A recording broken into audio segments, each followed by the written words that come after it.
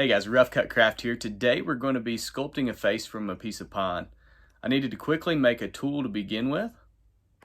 Then I'm going to wedge out a segment of that pine log. Then using a froe, I'm going to cut out that heartwood to reduce cracking later on. Once that's done, I'm going to quickly even it up before mounting it and securing it in place. That way it doesn't wiggle around while we try to work. We're going to be using the Flexcut Mallet Sculptor set and also the Flexcut Mallet Starter set to rough out this face by the end of the video. I hope you guys enjoy. Let's get started carving. Alright, so I'm going to start with my 50mm number 3 sweep fishtail gouge, and I'm going to start rounding off where that forehead is going to be. Then I start to make a wedge-shaped mound in the wood.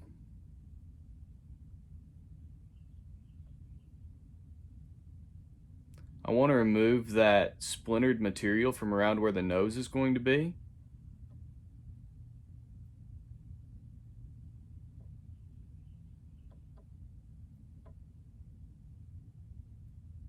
Continuing to wedge that out. Now the shape of the head is going to be roughly the shape of an egg.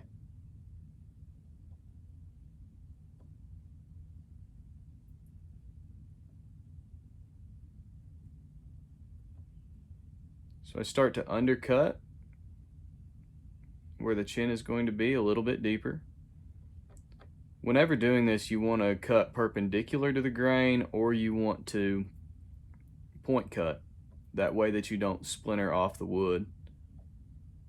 Now I start to notice that my egg shape is a little bit too elongated, so I cut down a little bit around where that forehead is going to be. This is going to be about a 1/2 size scale.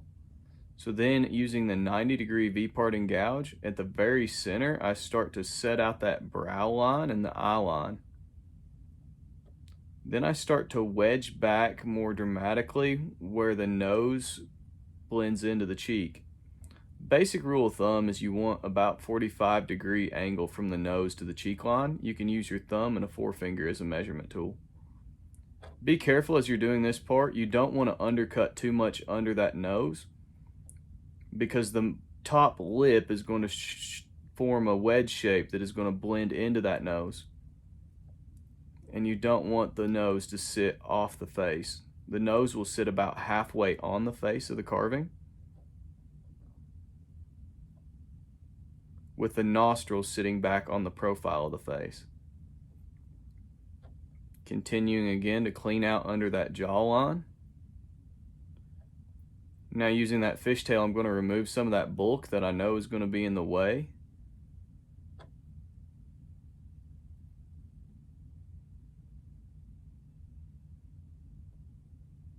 Then we start to dig the eye sockets out. This carving is going to be of a male figure, so the eyebrow line is going to be a little bit more pronounced. That's just a general rule of thumb. It doesn't work 100% of the time. Then using that 90-degree V-parting gouge, I'm going to go ahead and make sure that that face is rounded out again. Now I'm starting to set in the side planes of the nose, and then digging out around those eyes. The eyes are going to be set back deep into the head.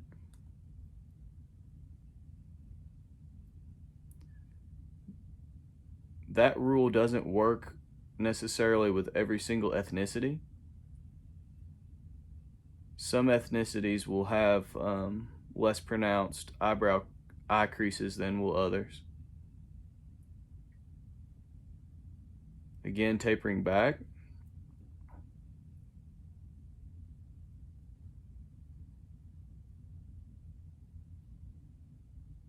And really digging out a deep spot where that nose and that eye is going to meet. This figure is going to have a very pronounced brow line. Again, guys, be careful as you start to rough in these nostrils. You don't want to cut deep where the back of that nostril is yet, because once you do that, you can't put the material back.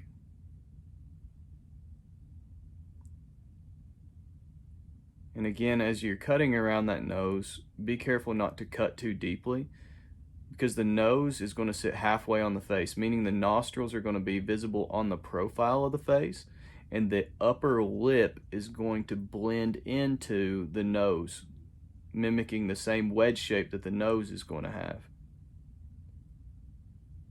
You don't want to make it look like you have a flat lip and then slap a nose on the front of the face.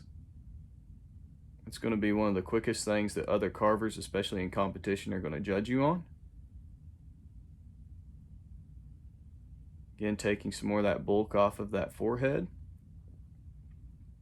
I use what's called a Riley method of drawing whenever I am forming one of these faces. That kind of helps keep me straight. I would encourage you to look at some YouTube videos of that. And I start to cut where that mouth is. Now you'll see the corners of the mouth are going to roughly line up right around where the pupil is. This is going to be an elderly figure, so we're going to have a smaller mouth. It's going to be a little bit sunken in.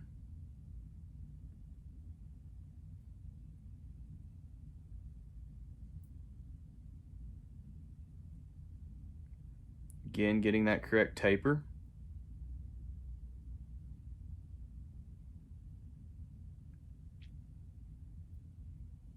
Those more dramatic sweep tools are great for cutting out some of this material and helping you round back. Then you can always go back with a flatter sweep gouge.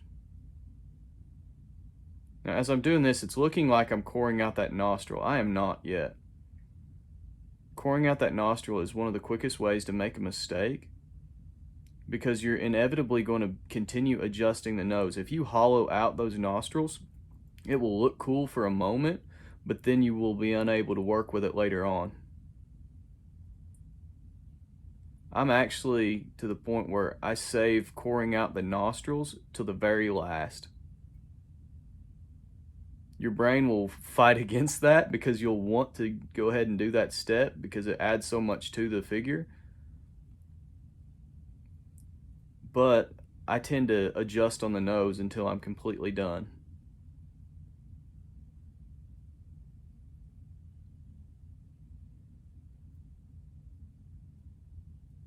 Lining up the corner of those eyes with the corner of my mouth. Then I roughly cut in where those eyes are going to be. That is going to be removed later. I used a V-part and gouge just to help me line up that eye socket, because the eyeball itself is going to be round sitting in that socket. All right, now looking at it from a different angle, you can see a little bit more in detail what I was talking about a minute ago. You can see how that top lip comes to a wedge and how it lines up with the center of the nose. And you can see how that nostril line is sitting back on the profile of the face. You can see the wedge shape of the face, the roundness of the eyeball, the deep brow line. And you can also see how little bitty adjustments will make a lot of difference, like on this chin as we cut in. Taking just a quarter of an inch can mean a difference in something looking real and something looking more like a caricature. You'll start to notice the planes of the face. That's another thing I would encourage you to research, planes of the face. Rick Casali has some great videos about that.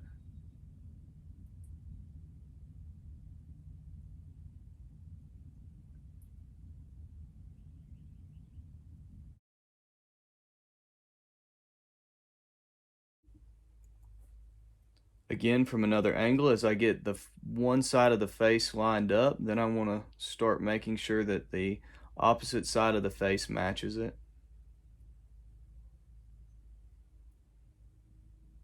It's at this point where it might help to turn it upside down and look at it. That's a suggestion from Alec Lacasse, to make sure that you have symmetry. However, you might have a model that doesn't have a symmetrical face, like if you're working with a true model. Like my mouth is crooked, so it doesn't line up exactly right. And that's where you really have to be observant. One thing that I've heard is that if you try to draw a face upside down, it'll help you be more observant in your drawing. So like we said, a quarter of an inch can make a huge difference on whether something is real or something is a caricature, but it can also make a huge difference on whether a likeness actually looks like a person and if it doesn't.